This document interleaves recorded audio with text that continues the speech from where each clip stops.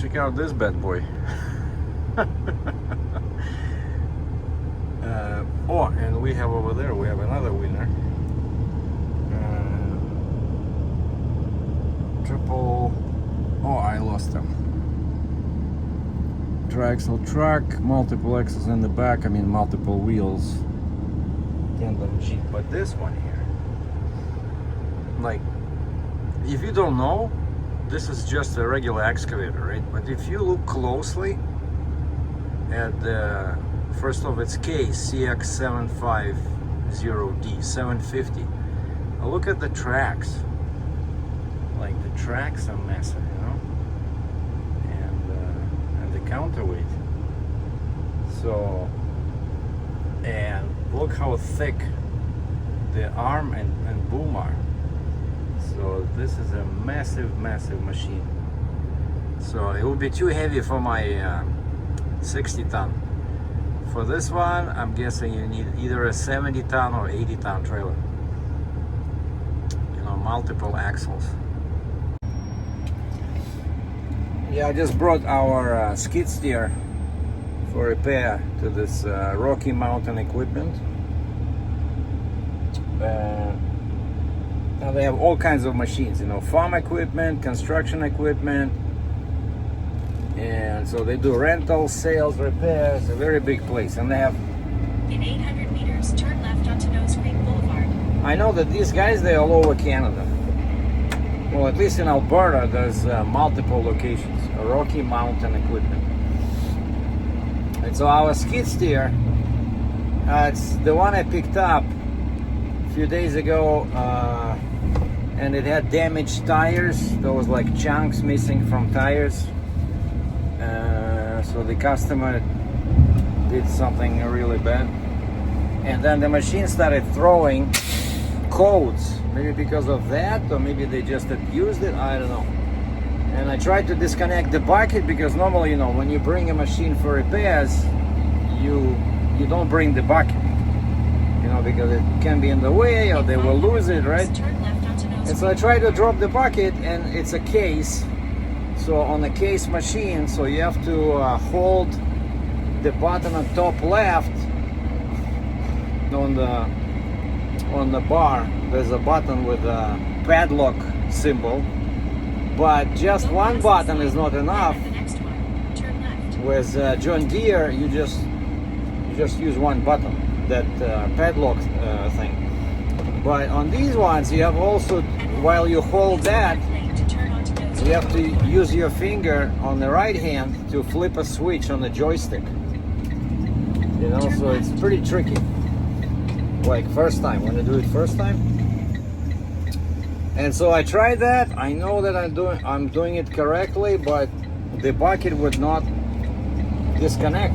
And so I went inside, talked to a mechanic, and I said, what am I doing wrong? You know, like, I'm always having trouble with this case machines.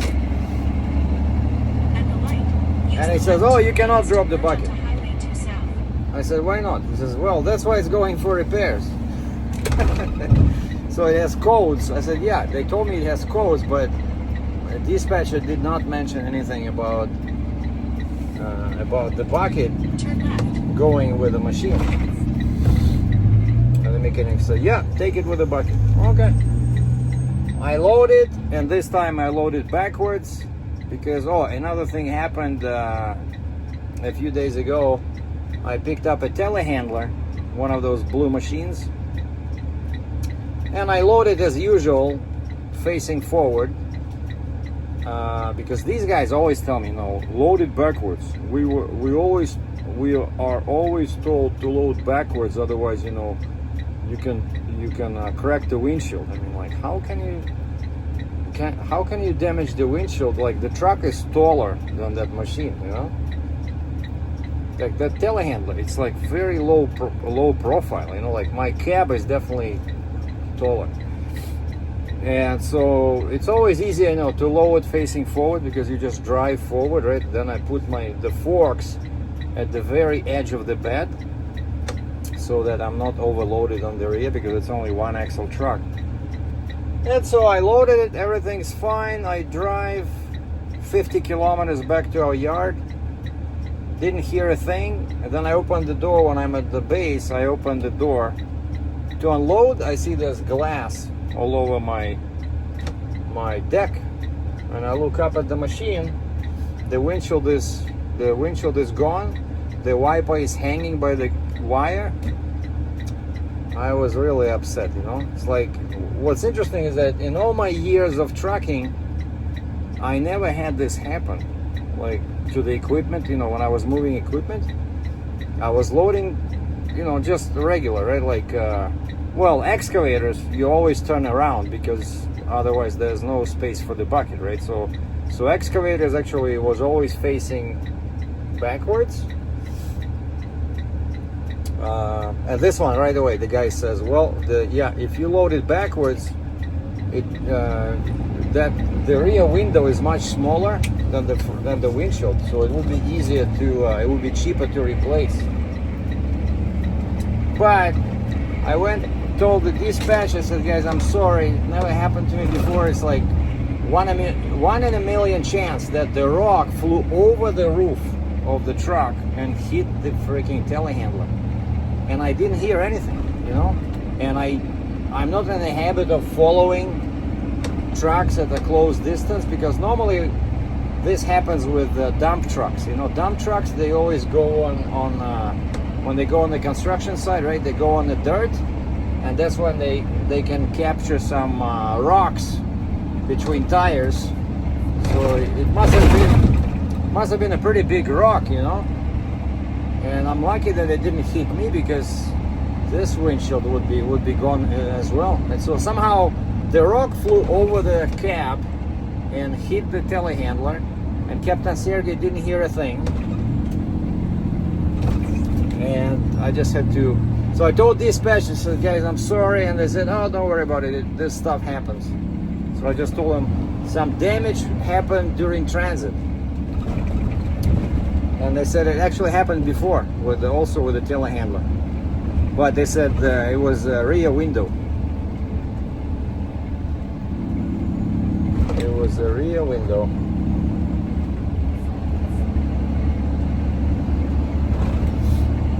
So anyway, yeah, that's what happened. But they didn't punish me. I didn't have to pay for it. They just basically now, that's why now when I loaded this, I said, yeah, forget it. From now on, just in case, I'm loading backwards. So this skid steer, I just back to the middle of the deck. And actually then, of course, it's easier to unload, you know. So yeah, very tricky, this business of rental equipment transportation, you know. You think you know everything, and then stuff like that happens, and you feel like a school student, you know, who did something wrong, and you feel bad, you know. I'm delivering a boom lift to a rock pit. Official name is Stony Trail Aggregate Resource. Check out this machinery over there. Huge rock trucks.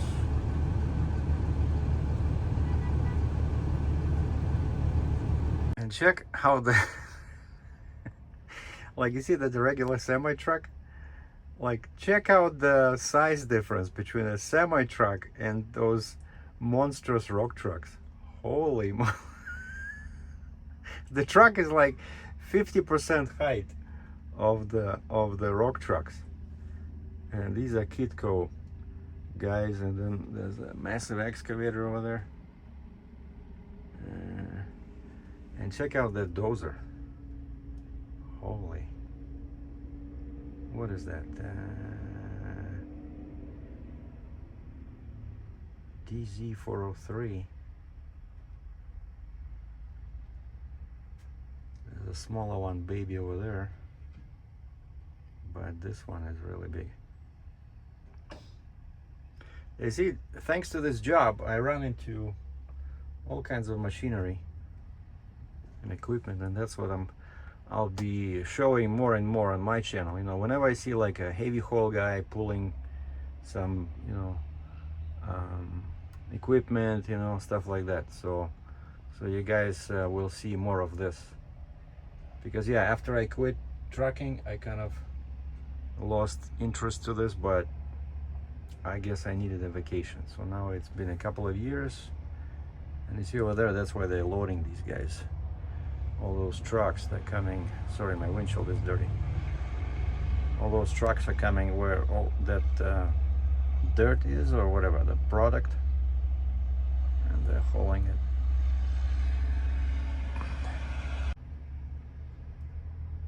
And one more thing, the guy is washing the wheels. Now you can compare the size of the wheel and a human. So he's like 3/4 of a wheel, and he does not seem like a short guy, like regular height. Well, ended up at the bottom of the pit. Like that's where the guy brought us. That's where we dropped the machines.